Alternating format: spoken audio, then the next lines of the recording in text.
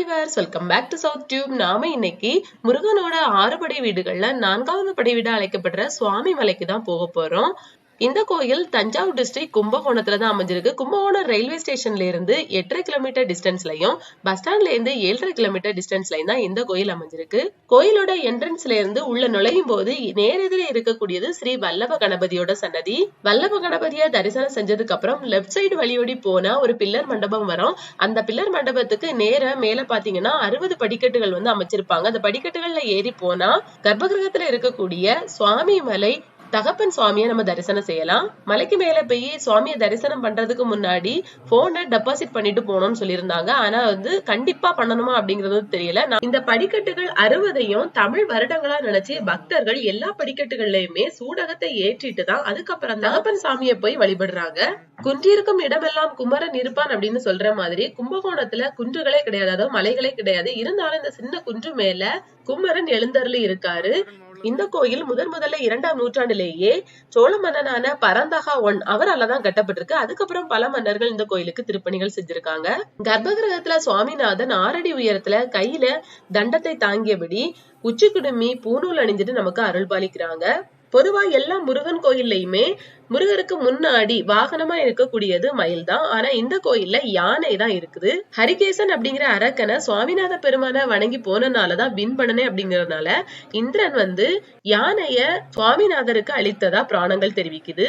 அதனாலதான் மயிலுக்கு பதிலாக யானை வந்து முன்னாடி இருக்குது. பக்தர்கள் கோயில்ல பிரார்த்தனை செஞ்சுட்டு நினைச்சது நடந்த உடனே மொட்டையிடுறது, அன்னதானம் இடுறது, காவடி எடுக்கிறது, பால் குடம் எடுக்கிறது அப்படின்னு தன்னோட வேண்டுதல்களை நிறைவேற்றுறாங்க.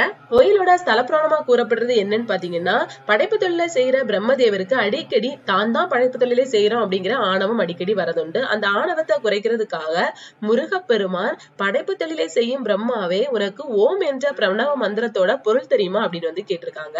அதற்கு தெரியாத பிரம்மதேவரோட 4 தலையையும் கொட்டி அவரை சிறையில அடைச்சிட்டாங்க முருகப்பெருமான்.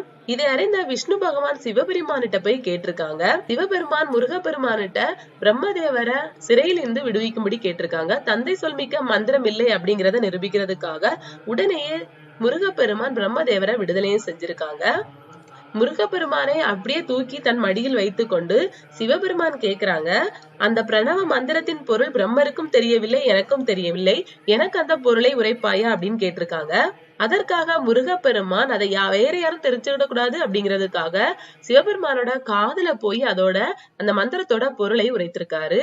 இப்படி தகப்பனுக்கே தகப்பனாகி மந்திரத்தோட பொருளை உரைத்ததுனாலதான் இந்த சுவாமிநாதனுக்கு தகப்பன் சாமி அப்படிங்கிற இன்னொரு பேரும் வந்தது.